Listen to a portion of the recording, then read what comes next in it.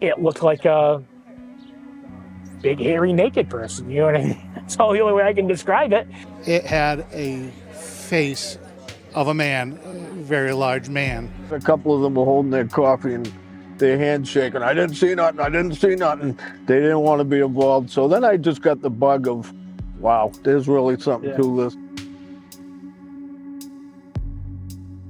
My first encounter with Bigfoot was on Prospect Mountain in the Lake George area of New York. I was there on the off season, early April, and I was with a research partner of mine, and you know, at the time we were really just two friends out hiking. We weren't, you know, full-blown researchers yet, but we're walking down the road. It's about 6 o'clock in the evening, and I said, hey, let's practice our Sasquatch calls. So, you know, we start, going off with our calls, and something starts answering us, which was really incredible. So that went on for about 15 minutes, and then we got the heck out of there because we were scared. Now, if that happened to me, I would have stuck around to see what it was, but I think that was probably a Sasquatch, and what validated that were my experiences in Oregon when I was studying there for 4 months under some really amazing researchers, one of which is my research partner today. So out in Oregon, we were in the Mount Hood National Forest in an area that there had been a ton of sightings. People were casting footprints. This research group I was studying under was yielding a lot of evidence out of this area.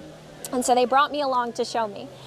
We were driving down old logging roads where we heard some incredible vocalizations. And I also had an experience where we heard some rock clacking coming from the tree line. And then all of a sudden I heard an ape-like grunt and smelled this very pungent ape-like odor.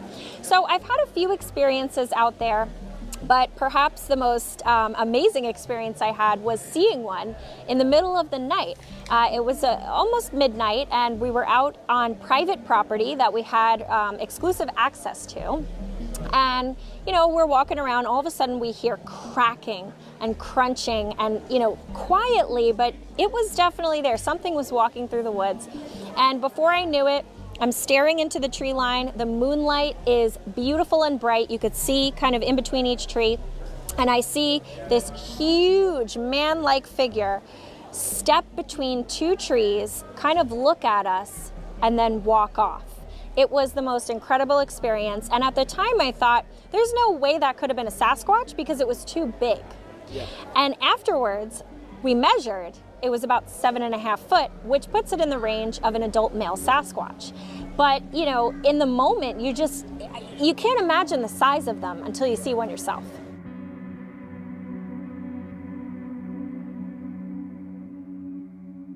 Well, it's like this. When I was 12 years old, I was at my camp in Northwood around Lucas Pond. And I was up in the woods playing, having a good time, looking around, you know, as kids do. Yep. And I saw what I thought was some weird guy walking through the woods, as my father called him, some old dirty hippie. So I brushed it off as that. And then a couple years goes by, and there was a show back in my day, because you got a couple more ice cream seasons to catch up with me, but it was called In Search Of. And Leonard Nimoy, yes. Do not. Well, only because of Star Trek, you know who he is. No, I know of In Search Of. You're that old? No, I've just studied it because I've been investigating Bigfoot for a few years. Well, that was my first time that I saw that, and I'm like, it kind of light dawned to Marblehead because I had now put a name to what I had seen. Yeah. And when I told my father that that's what I saw, because, you know, my old man, being my old man, was, you know, shut up, you didn't see this. You goddamn fool. It was probably just somebody running around trying to scare you. So for a long time, I was in disbelief of it. And then later on down the road, when I was, 15, 16, I guess, 17, I was out there fishing at a little brook, creek, as you want to call it, called the Stingy River. And I heard a stick snap, you know, the typical story that you hear. Yep. And I turned around and I saw something move behind the banking that I was down on. So it was up past my point of view. And I assumed it was somebody that I knew or whatever. So I went up, and this thing was walking away from me. by that time, it had already traveled probably 50 feet by the time I got to the banking, because, short legs, vertically challenged. Yeah. But because it was kind of a muddy banking and stuff, so by the time I climbed myself up there, it had been walking away, and it looked like a big, hairy, naked person. You know what I mean? That's all the only way I can describe it. And, How tall? well, I really wasn't a good judge of height at that point, but if I had to guess, it was probably 7.5 feet tall. Knowing what I know now, I'd say it was probably somewhere around 700 pounds, maybe. When it finally realized that I had come up over the bank, and because, it beat feet and it covered ground that I couldn't cover, let alone, on a dead run. But then there was a couple more times, I had seen a few other things, but that was my big intro to it, was when I seen it in Lucas Pond area, and then I saw it again. And when, Leonard Nimoy, as you said, he shed light on it for me to knowing what I was looking at. And then it was out of control after that for me, because I needed to know. I wanted answers. I wanted to know where, what, when, why, what, how, whatever, you know what I mean? And I kind of developed my own set and theories, and I don't buy into the whole interdimensional. I don't buy into that. To me, it's flesh and blood, just like that animal right there was, or any deer or anything else. Right. The whole paranormal part of it, I don't buy into that aspect of it that much. I'm interested in going down that path a little bit to see where it takes me, but for the most part, you feel it's a wild creature of some sort. Yeah, flesh and blood. I believe that I think it's a creature of opportunity. I don't think it definitely necessarily hunts every day for its food. I think maybe, find something. Some foraging. I don't think it matters to it if it's, if it's vegetation or if it's flesh and blood, you know what I mean? Fish, frogs, whatever it can. Like I said, I think it's a creature of opportunity. And I'm sure that it's developed hunting skills as any animal would, you know what I mean? I think it likes isolation, because if it didn't, why would it be in some of the areas that it's in, you know what I mean? We all like to be isolated at times. And I think that I don't know if I believe they migrate for the opportunity of feeding, and, just like the indigenous people of America did, or any other country, they moved with the seasons and where the food was and things like that. Have you had any of your own sightings? I've had two. One in 2011, and it was standing next to a utility pole, basically watching our campfire. And I was the only one to see it, because I was the only one to walk to my car to retrieve some batteries. And I shone my flashlight around, and there it was, standing next to the utility pole. It stayed there until I kind of shook the flashlight a little bit and walked off, got my other team out. They found where it had walked into the forest. And while we're doing that, the base camp had basically said they heard some movement going on there. Cool. This happened in the summer of 2015. I live near Boston. It happened in a town called Weston on Church Street. I've lived there my whole life, never saw it before, haven't seen it again. Driving over this small bridge over an abandoned railroad track, I was driving with my girlfriend at the time and my sister. Someone told me, look down. There it was, standing on the edge of the abandoned railroad tracks. It wasn't standing behind a tree or in the woods, it was right there. At least 8 feet tall, 450 pounds. Just standing there watching that occasional car go over that bridge. Driving over the bridge, I said, you guys just see that? And they were too busy talking, two women. They're like, see what? I made a U-turn. We parked right there. We watched it for a good 5 minutes. Here's the most, I can't even talk because I get too excited about this. But here we go. This is how I know it wasn't a bear standing on two legs. And I know it wasn't a guy in a costume, because here we go. I saw it plain as day. Again, it was about 75 feet away, down below us. And we're sitting in the safety of our car. My sister, to this day, said she saw a silhouette of it. And I hate to use the word blurry, but she saw like a blurry silhouette of the same thing that I saw perfectly. My girlfriend at the time didn't see it at all. We all had the same exact view. How do you explain that? Here we go. I've always believed. It shows itself to you if you believe in the thing, okay? My sister's always been right down the middle of the road.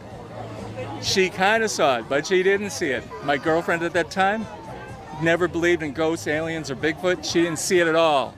3 different experiences with the same exact view. That fits like the perfect jigsaw puzzle piece, okay? So in other words, you could probably walk right by the thing, unless you might smell it, okay? You wouldn't even know it was there if you don't believe in it. Well, let me ask you this. So I grew up deer hunting, as you do in New England, and one of the things that I noticed when I would deer hunt is I would see things that I thought were a deer or bear or whatever, but it wasn't. So, I mean, you said like if you wanted to see it, you'll see it, or do you think that sometimes maybe you think you see something because you want to see something? Well, I wasn't even looking for it. Someone just told me, look, as I drove over the bridge, and it caught my eye. Again, it was like 8 feet tall, 450 pounds, okay? So, like I say, it was weird. The whole thing was, it's life-changing when you have this kind of experience. And I know what I saw, and I can't say this enough. I don't do drugs. I wasn't drinking, and I'm not delusional. I'm a little out there. I've seen a lot of stuff in my life. Sometimes with people, sometimes by myself. But trust me, this was the most intense moment of my life, and I'm 63 years old. It was the most intense 5 minutes of my entire life, and I've seen a lot of things and been a lot of places. But that is absolutely true story. Take it to the bank. And at the time, were you convinced it was Bigfoot, or did you kind of have to think about it a little bit more? It was 100% Bigfoot, man. I mean, it was the brown fur, dark brown face, longer arms.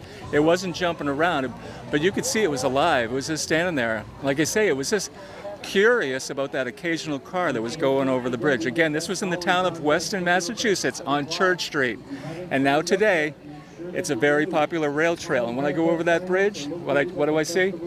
All day long, there's people jogging, running, rollerblading, but usually when the sun's going down, just the same time I saw it, there's usually a very young, pretty girl with headphones on by herself going down that rail trail. I would not be doing that if I was her, if she'd seen what I'd seen. I don't think so. Okay. Do you think Bigfoot would eat her? Like, do you think let me ask you this. Do you think Bigfoot is harmful? Is it just trying to let us live our life? Is it trying to live its own life? That's a very good question. I think just like in the real world, there's good people and bad people. And I think some Bigfoots, whatever you want to call them, are just curious and they don't mean you any harm. Whereas others, maybe not so much. Okay. I think this one was just wanted to like see the cars. You know, it didn't mean it was just curious. It was just standing there like it had never seen cars before. And then, do you think that Bigfoot has any like supernatural powers at all? Yeah, well, that's the ability how I could see it, and my girlfriend couldn't see it at all. And she's looking at me like I'm crazy, and I'm looking at her like she's crazy. It was like, how can you not see it? It's like right there. It's like, so what are you gonna do? You know? Well, I appreciate you telling your story. Like I say, it was a pleasure, and like I say, also that summer, I learned so many years later, one of the Weston police saw the same thing on the other side of town in a swamp. Okay, so I saw it and a cop saw it. So there you go.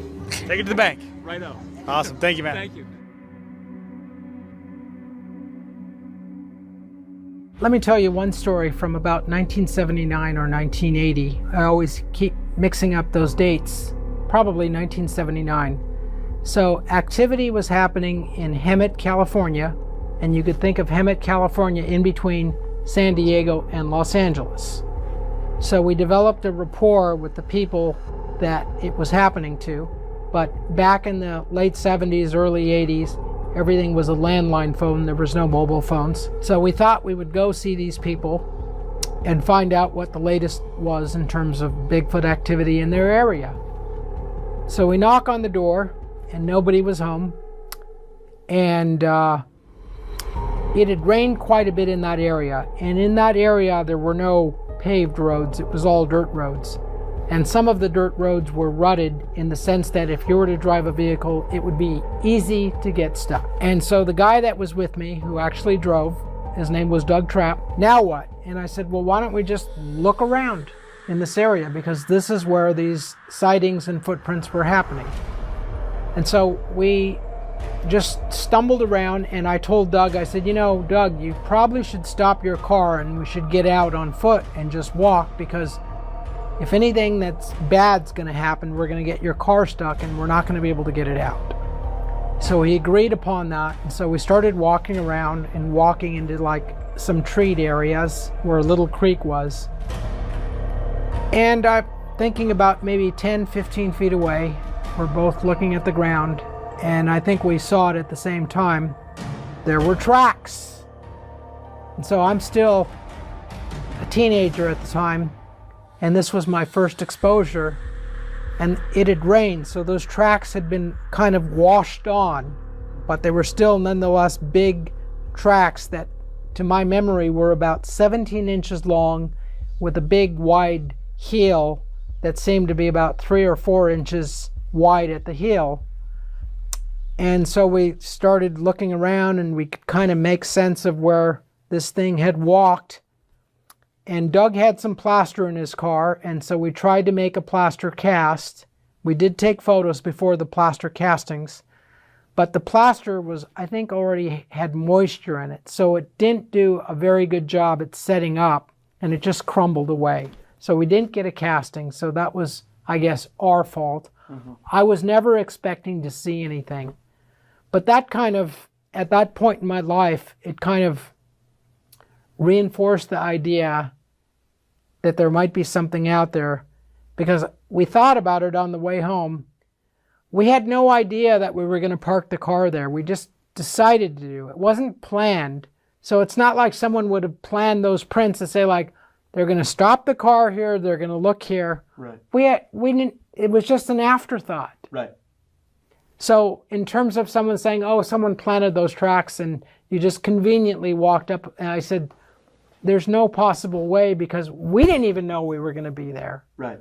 So that was my first exposure to what we would call physical evidence in the ground, tracks. And so that kind of, again, reinforced my idea. And so 1980 comes along in the summer, and it was going into my senior year in high school. And the now defunct Texas Bigfoot Research Society was going up to Northern California to the Patterson-Gimlin film site, which they never found, by the way. And I wanted to go with them, and they allowed me to go with them. And as we made this tour up through California, my first time up in that part of the country, we camped in an area called Happy Camp.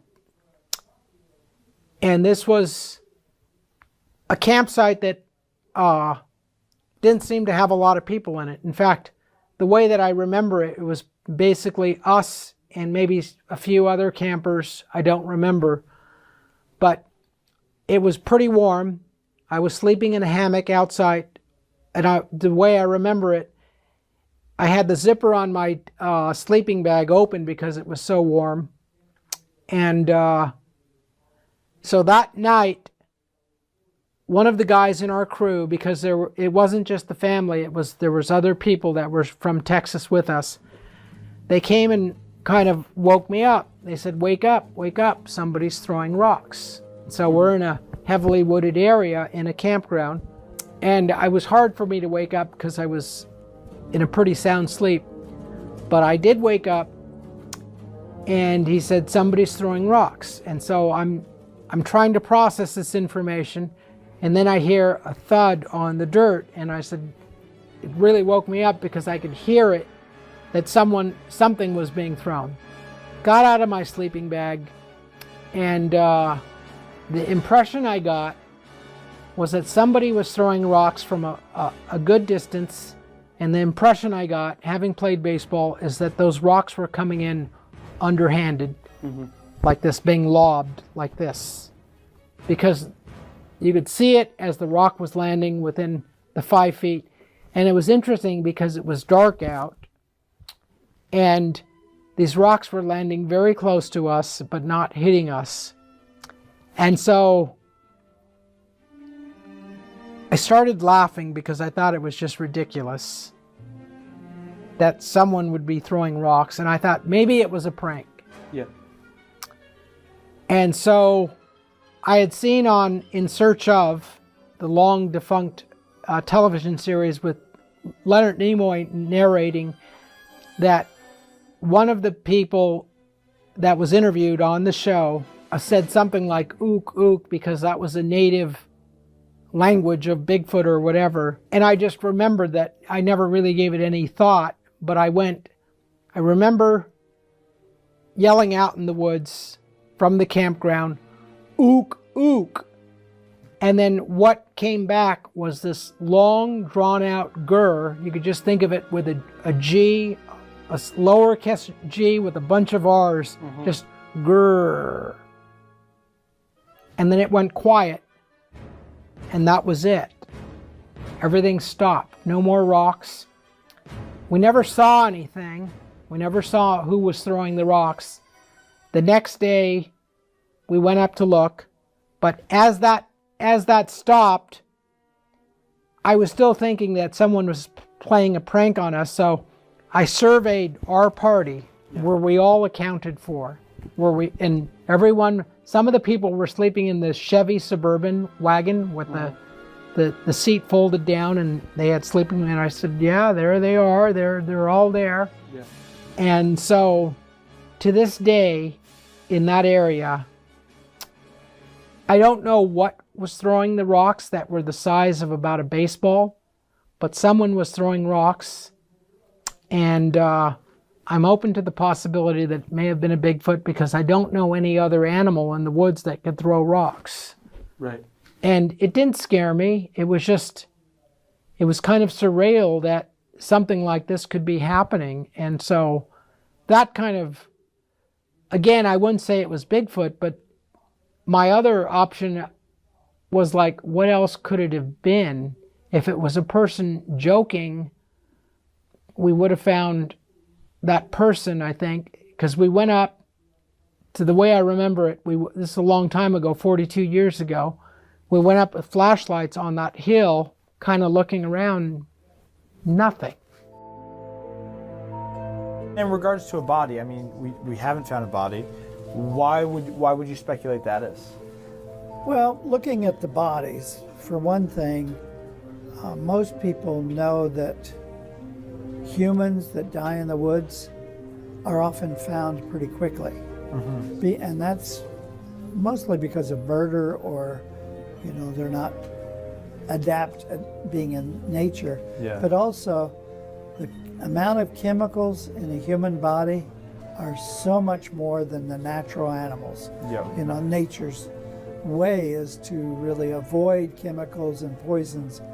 So all of these scavengers, and the scavengers are many more than people think about, from crows and vultures and porcupines. Porcupines eat the bones. Mm-hmm. And if you find a Bigfoot dead in the woods, besides all of those animals that are eating it and it not being full of chemicals, you have the porcupines to drag their bones into their burrows. So there's lots of problems in the way of natural bodies being found in the woods. And I mean, like, go back to the whole thing about there aren't that many bodies.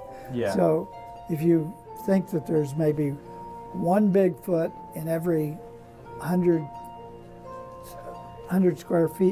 square miles, then you got the problem then, which one's gonna die? Where is it gonna be buried? Yeah. The whole thing, people that come into the museum say, well, Bigfoot buries bodies and they're taken up into the UFOs, So they create for themselves excuses for why the bodies aren't found. Right. And I don't think we need any excuses. I think all you have to do is, how often do we find a dead bear in the woods? Hardly ever. You find dead bear hit on the highway. Yeah. How often do you find a cougar, dead one, in the wilderness? So it just doesn't happen in biology. So we're here with Dave McCullough, who is, you're quite active in Massachusetts and dealing with Sasquatch there. So tell us kind of a little bit about your work and how you got started with Bigfoot, and kind of where your discoveries have led you, things you've seen, you've witnessed, encounters you've had, and just a little bit about yourself. Sure, I'm from Massachusetts, like I said, Lowell. Had a lifetime interest in it from watching the old shows back as a kid, yep. In search of unsolved mysteries and all that. And then more into UFOs and the other stuff. And once in the 90s, when the BFRO started publishing reports, Bigfoot reports, and there started being websites and groups, really learned a lot more of how it's more of an East Coast. I thought everything was out in the West Coast, and really got involved. Then I just got so curious because there's hundreds and hundreds of reports. I just got reading them, you know, report after report. I'm like, there's got to be something to this. Then I find out it's worldwide. It's not just the United States, but and then I went on a BFRO expedition in Whitehall, New York. And how old were you when that happened? When I first went on expedition was 20 years ago. It would be 39. So going out and meeting some witnesses out in New York, some police officers that were involved in the case.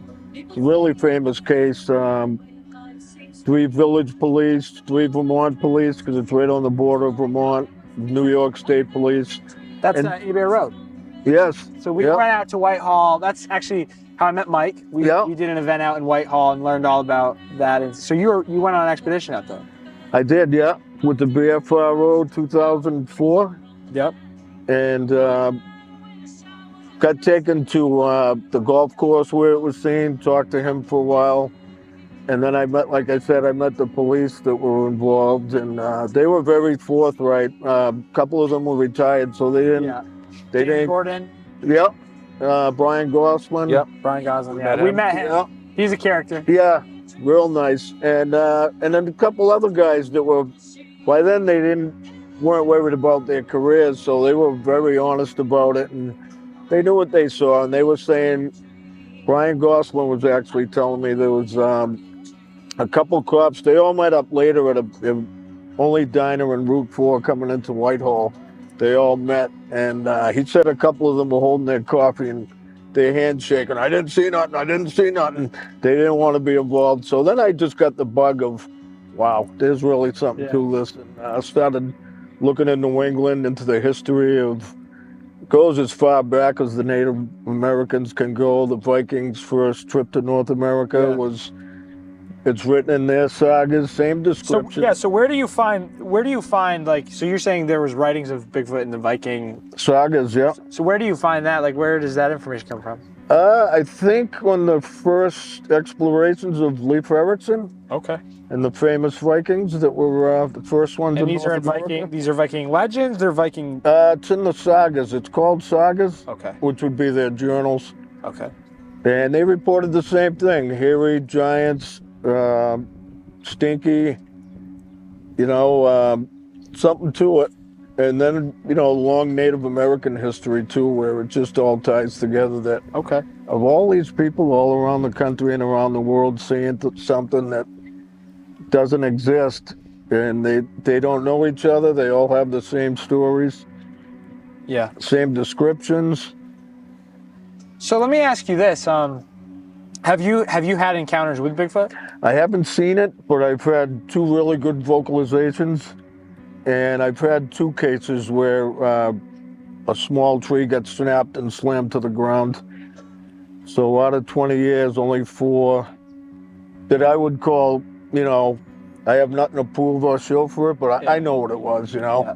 There's no animals out there that do that. And I mean, these things literally snapped and slammed into the ground. Not huge trees, but big enough. Yeah. Big enough that it was time to go. Like, I want to see, I'm curious and all this, but when you get something like that at 50 yards maybe, tree slamming up, it's time to go for me. I'm pretty convinced. Yeah. I don't need to get that much close, but I would like to see one day. I know I have a lot of friends that say, hey, you're just gonna keep at it. And in the last couple of years, my theories have changed on what it is and how it's more human-like and more people-like than, you know, since I started, it was always more of an ape-like, animal-like. Yeah. And now I think it's just so intelligent, you can't explain. Every other animal or living creature in the world has been put in a zoo. Well, we catalog it. This thing, we just haven't been able to pin it down and find out what it is. What makes you wonder now, after 20 years, it's like, has to be something to it. You think there's a tie to the supernatural with Bigfoot? I do. I really do now. Something has to explain where so many people have described it was there and it was just gone. A lot of the Native Americans say if you were seen one, you were more than lucky because it decided to let you see it. If it didn't want to be seen, it ain't going to be walking out in the road as cars are going by. So they think that's either a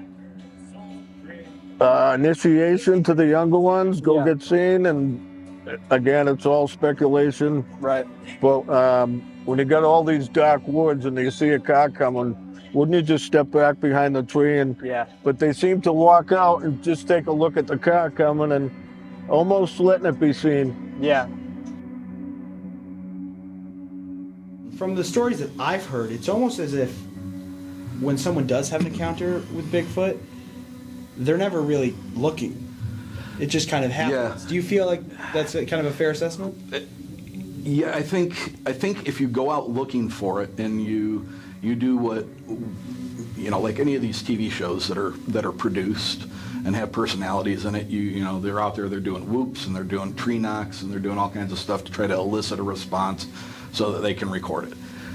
I think having talked to a lot of people and read a lot and listened to a lot, it seems that people who just go out into the wooded areas and just do your thing. Just go there, and if you're out there to fish. If you're out there to relax and then do a campfire with your family, that's when it seems like those types of things start to make themselves known. Yeah. It's almost like if you're out there with the intent of trying to elicit a response, they're don't want nothing to do with it. Now you talk about hunting, and I hunted for a while, and this would have been in my mid-40s. I hunted a very small piece of property. It was very, very narrow and very long, and it was right outside a high school area, to be honest with you. It butted up against a piece of farm property, and I did not have permission to hunt the adjacent property. But it was a really interesting piece of property, and for some reason I would sit pretty much on the, a few yards off the borderline of the two properties, and I would always find myself compelled to look at that property. And there was a regular woods, and then there was a strip of pine trees that was rather wide, and then you had a little bit of a worn path which seemed to be a pretty heavy game trail. And then behind that, there was another short row of trees, oaks and maples. And then beyond that, and this was all a relatively short distance, beyond that there was some very tall grass and some marshy wetlands. And when you would look at the wetland area, you could see where the deer would bed down at the night, because you could see all the grass was down. Yeah. And it just always interested me, really, for some reason. I'm not a freak about properties, It's just, it's not something I normally like. Well, I want to go see that property. And so it was getting pretty late in the day. Had about maybe 25-30 minutes left of hunting time, and I set my shotgun down, and I left my blind. It was actually a deadfall, a tree that was really thick tree that just had fallen over, and the canopy of the tree created a very nice blind. I left my weapon there, and I stepped onto the property that I did not have permission to hunt. And I just wanted to see the property. I just wanted to walk into it. And so I started walking, and I would say I got 50, 55 yards down this game trail. And as I looked up, through the corner of the trees, a little opening in the trees, I could see the corner of the house. And I was like, ooh, okay, I'm far enough. So I turned around and I started to walk back. And it was a slow walk. I was in no hurry. And I don't know, maybe a third of the way back to my property, I started hearing footsteps behind me. And I immediately just I stopped. And I made sure that my hands were down at my side so he could see I wasn't holding the weapon. And I was sure that it was the landowner. Right. And I was just waiting for him to light me up. Yeah. I was just waiting for him to just start tearing me apart for being on his property. And he should have, you know. But he didn't say anything. And I waited there for a second, made sure that I had my hands at my side, and I started walking again, slowly. And after 1 or 2 steps, I start hearing step, step, step, crunching in the leaf litter on the game trail. And I stopped again. And it took maybe 1 or 2 steps, and it stopped. And at this point, I mean, I had already been into Bigfoot for a long time, but Bigfoot was not in my mind at all because I was in a very small town right outside of the property of a high school where my kids went to school. And it was just, and then it hit me, and I was like, oh my God, this is a huge 12-point buck. He smells deer estrus on my clothing, and he's following me back to my seat. Yeah. And I was like, my heart just started pounding. Yeah. I'm like, this is the biggest deer anybody has ever seen. I'm going to be on newspapers and magazines. And so I started slowly walking again, and I heard crunch, crunch, crunch, crunch. I eventually get back to this deadfall where my gun was, and I had a bucket that I was sitting on, and I never turned around. But now I'm thinking, how am I going to reach my shotgun with the least amount of movement? Right. Because I don't want to spook it. Right. So I was able to reach, grab the barrel of my shotgun. I pulled it up like this, flipped the safety off. In my head, I'm thinking, okay, so I'm going to take 1 step back with my left leg. I'm going to turn at the waist at the same time. It's going to be right there in front of me. I'm going to take the shot. It's going to be in the chest, but he's close enough it'll go through. Yeah. And I went, and I just barely turned, and I heard this, and I hear thump thump. And I turned, and there's nothing. There's nothing. And I'm like looking around, and I'm looking for a big white tail, running away from me. And all I ever heard was boom boom. I heard 2. I didn't hear 4. I didn't hear 8. I didn't hear 16. I didn't hear it taking off down the trail. Right. All I heard was thump thump after a really, really loud exhale. And I start looking for like twigs bouncing or a leaf, floating back down to the ground or something. And there was nothing. Huh. Absolutely nothing. And I'm like, what the hell? So, I'm all jacked up. My heart's beating really quick, and again, I'm not thinking Bigfoot at all. And I'm like, oh my God, that was the biggest deer anybody would have ever seen. Yeah. And so I stepped 3 steps back into the property that I didn't have permission. I had my shotgun, and I'm looking into the woods. It couldn't have gone far because you didn't hear it running off into the distance. And I'm looking, I'm scanning, I can't see anything. Finally, I walk back. I walk out of that woods into the grassy area that's maintained. And I started walking back down the row of trees to go back to my car, which was about 125, 135 yards. And I'm walking along the edge of the tree line. And as I'm walking, I'm hearing steps in the leaves in the tree line. And I had a pretty decent flashlight. I pulled it off and shining it. It's not completely dark yet. I mean, it's getting there, and I'm shining the light in there as I'm walking. And I can hear it. Mm-hmm. I don't see a damn thing. There's no squirrel, there's no deer, there's no turkey, because there's a lot of turkey roost in that area. And it followed me 2/3 of the way to my car, and then it stopped. But when I got very close to the back of the garage, the house that was on that property, that's when it stopped. Yeah. So it didn't go beyond that into, and it wasn't until a couple of years afterwards where I started kind of putting it together, and it's like, that's why, you know, like with my show and, you know, really big shows like Sasquatch Chronicles, or listening to Steve Isdall on YouTube when he reads emails from people who have had experiences, it's constant, constantly putting together what you've heard that makes sense. Yeah. And he always calls them puzzle pieces, and literally they are, because it was kind of all at once that it dawned on me. It's like, okay, so I had 2 footsteps behind me. It didn't sound like a horse trotting. It didn't, you know. Right. And if you listen to a deer walk and a horse walk, it's very similar, other than the clip-clop from the hooves. When you add 2 extra legs into it, it doesn't sound like a human walking. Right. And this sounded like, you know, at first, honestly, I thought it was the landowner. And then I convinced myself that it was a deer, but it was always just crunch, crunch, crunch, crunch.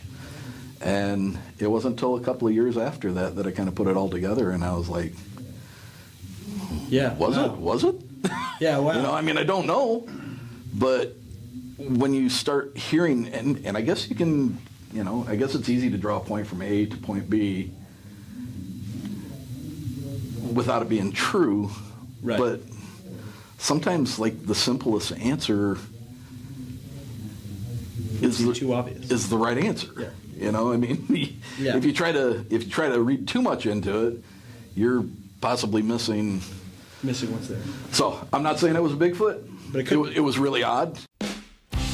We are at the charming Fair Farm Bigfoot Festival. Richie B. What's up, dude? The answer with Richie B. It has been at last long overdue. I don't know why we haven't done this sooner, to be honest. And more often. Or more often. Yeah. Mike, well, you never invited me on your show. Welcome. I know. Now tables are kind of turned, right? Yeah. Jeez. At least I had a camera between us. Not in a sense like this, but we were on a screen. I felt a lot safer. You know what I'm saying? Well, we had to put our pants on for my this one. muscles that big? Do I look that big? You are jacked. Ouch, that hurt. Love it. We're here to talk all things Bigfoot, man. Yes, I love it. I've never really heard your full story about why you believe in Bigfoot and the evidence you've seen and what's compelled you to continue searching. It's crazy because I'm a guy that didn't go out looking for anything. Right. I own 3 acres in what's called the Bridgewater Triangle in Massachusetts, and it abuts 94 acres of conservation. About a mile out is what's called the Taunton River. Yep. And I own the property since 2002, and I'd say about 2008 or so, I started noticing different noises, sounds from the woods. And it was literally like somebody was walking around. But the thing is, you can say, oh, it's woods, somebody's walking around the woods, but in my area, you can't. It bottlenecks. Yeah. With 2 neighborhoods on each side. And then there's nothing but woods. You have to know where you're going to be out there, right? And kids definitely don't go out there. It's that crazy, right?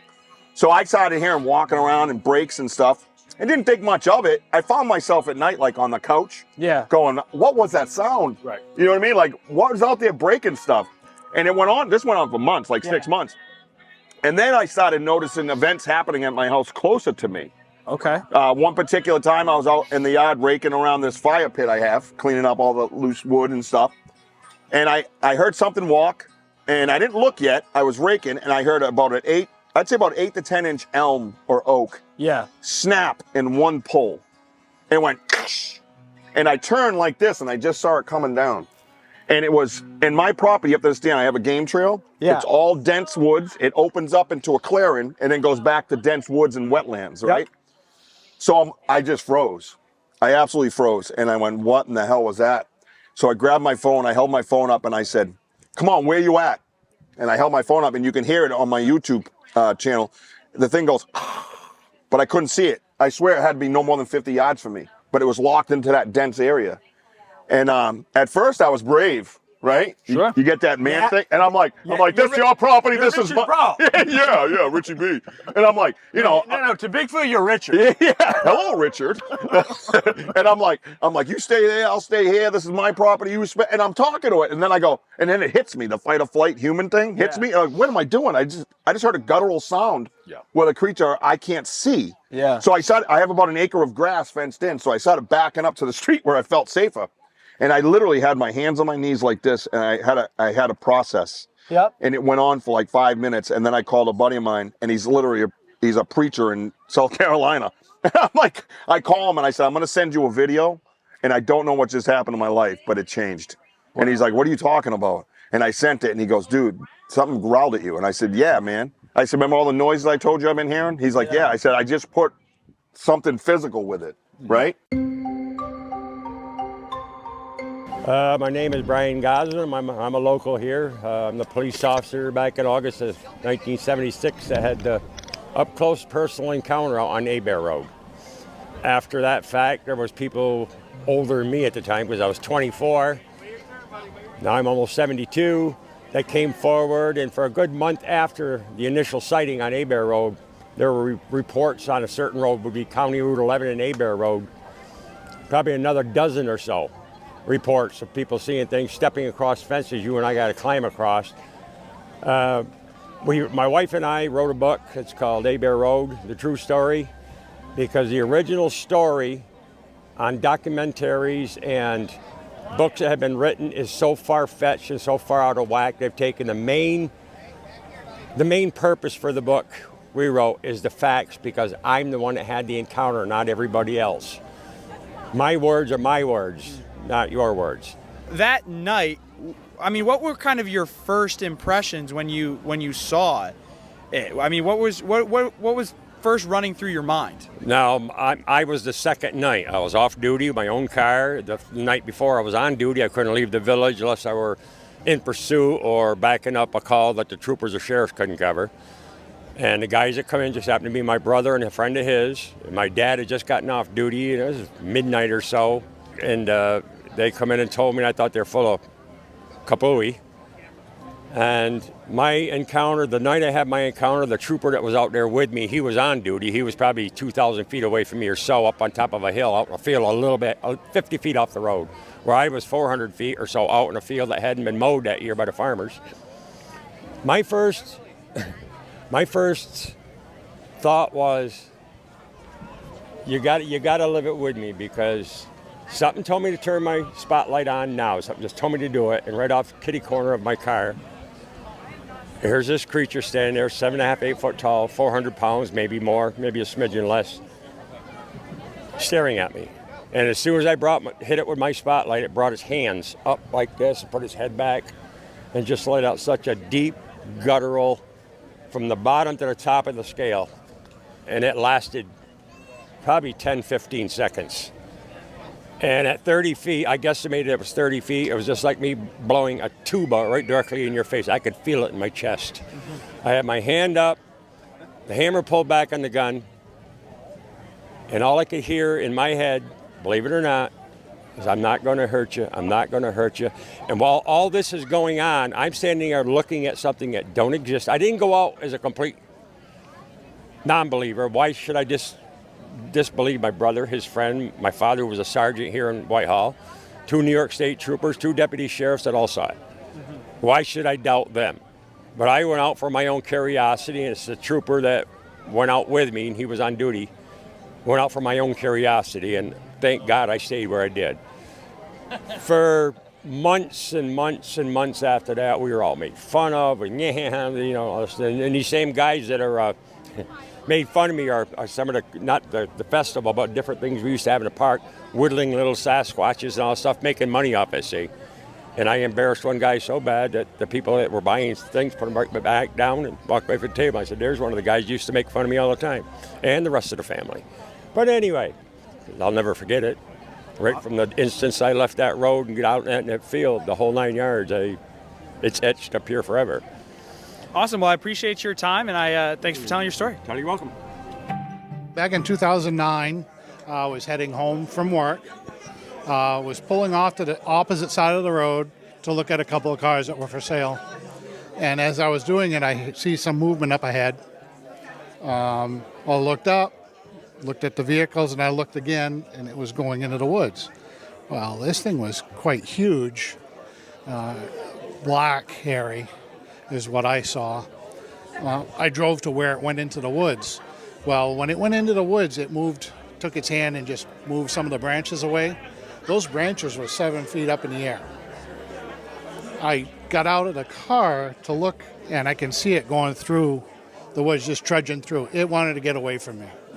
Didn't want any part of it. It was on a mission. I didn't tell anybody, not even my wife, for quite a few days.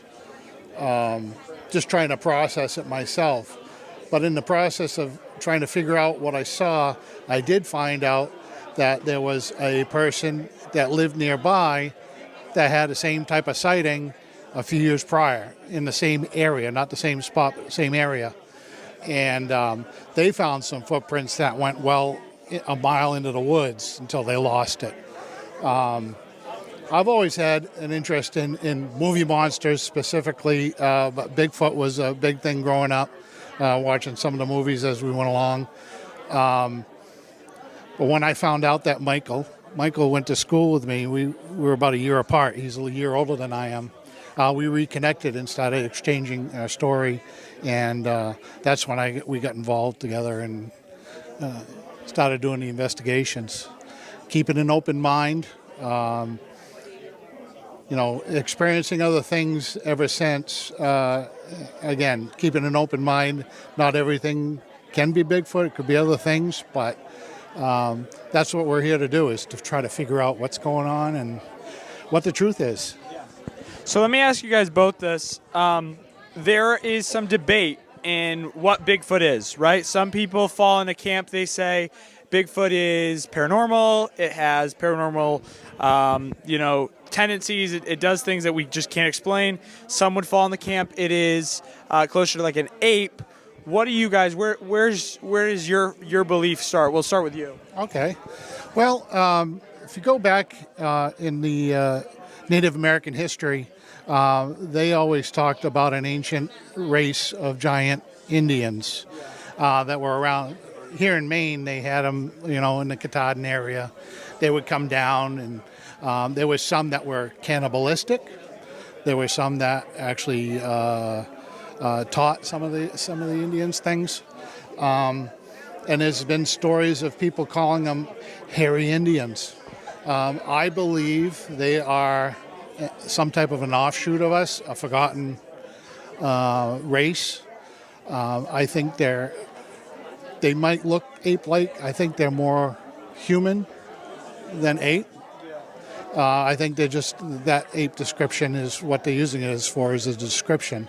The one I had seen, like I said, black hair, it had a face of a man, a very large man. And I think it's just something that's been long forgotten and hopefully just not completely gone. What about you? Where do you fall on that kind of debate of, is it paranormal? Is Bigfoot more ape or human-like? Where does your belief lie? My belief lies that it's something that we haven't identified yet. You can't rule out paranormal. You can't rule out natural. It has to be on both sides until somebody can actually physically sit down, watch a family group of these things, learn everything about it. We're not going to know what it is. And that's where we come in. We're trying to find some kind of evidence that we can give to science that, will help us determine what it is. To me, I've been up close and personal with it. It looks like an ape, but it looks like a human. Can it disappear? Absolutely. Is there explanations in the natural world for that? Absolutely. Does it have to be paranormal? Doesn't really have to be. Have people said UFOs are taking them away? Yep, I've heard a lot of people say that. Well, a lot of people line up the times of UFO sightings with Bigfoot sightings, and then they line up the timelines, and often they are intertwined. Well, they are, but they aren't. Yeah. It's one of those things. It's kind of one of those things where if you look for it, you'll find it. Like if you're really looking for something to connect, you can find it. Exactly. There's a lot of explanations for all of that. So I actually want to touch on that in the topic of Bigfoot, right? Because I think there are some people out there that maybe are hoaxing themselves in a sense where they're looking for something or trying to force something to look. What would you say? So as someone that is an eyewitness, I mean, were you necessarily looking for Bigfoot when you saw it? Were you trying to find Bigfoot? What was the kind of scenario like? Was it even on your mind at the time? For me, no, it wasn't on my mind. It's just something that happened. And somebody that comes in and says they absolutely had this encounter and this is what they saw. And my first words are, tell me your stories, tell me what happened. Because when somebody tells you something, you can see it in their face. You can see it in their bodily expressions. Read their expressions, read their face, read what they're saying, listen to them. And, you know, if you see this giant stress level when they're first talking to you, and as they're talking to you and telling you the story, it slowly goes away, and they have all the right movements of their body, their facial expressions. If everything matches, then you say, hey, can you take me to where it happened and, you know, kind of run through it with me so I can see the environment around it. And I go from there. I mean, it's not rocket science. You just have to basically be a person that's going to listen. And a healthy bit of skepticism is good in those situations too, I would say, when you're dealing with someone else telling you their encounter. Exactly, and that's why you, instead of asking them a whole bunch of questions, you ask them, you know, hey, tell me your story. Let them talk. Let them talk, and I interject little things that, you know, I know that would be Bigfoot related. I'll interject these things into the conversation. Did you hear this as well? Did you smell this? Whatever it might be, and you know, they start to remember little things that didn't click in their mind when they were telling the story before, but all of a sudden, hey, yeah, that did happen. So, you know, the more you get them to do that, if they're recognizing these things and you're seeing that fear of talking to somebody about it disappearing and they're starting to relax, you're probably looking at a real legitimate encounter. I mean, it's not an absolute thing, but that's where you're going to step forward and you're going to go out into that area where they had the encounter. You're going to go investigate. You're going to find the stuff that they are telling you that happened. You know, you're going to find other information, DNA, scat, you know, anything that could help identify it. And then, how about you, when you're dealing with someone else bringing a story or a eyewitness account to you? How do you deal with someone kind of telling you what they saw and you kind of debating between yourself kind of the legitimacy of it? Yeah, I don't feed them any information that I might know. I try to get everything that they've seen. They're the ones that have seen it, the only ones that have seen this thing. I want them to come up with the full description. I don't want them asking me questions about it. I want to hear the full truth. Once everything is out, then I start talking about the stories that we've had. But it's a matter of getting information from people. People are just too afraid to give us information. You know, we try to keep privacy, and I won't force somebody to tell me. I tell them, when you're ready, you know where I am. But yeah, the stigma of being ridiculed, I'm too old for that now. I don't care about that.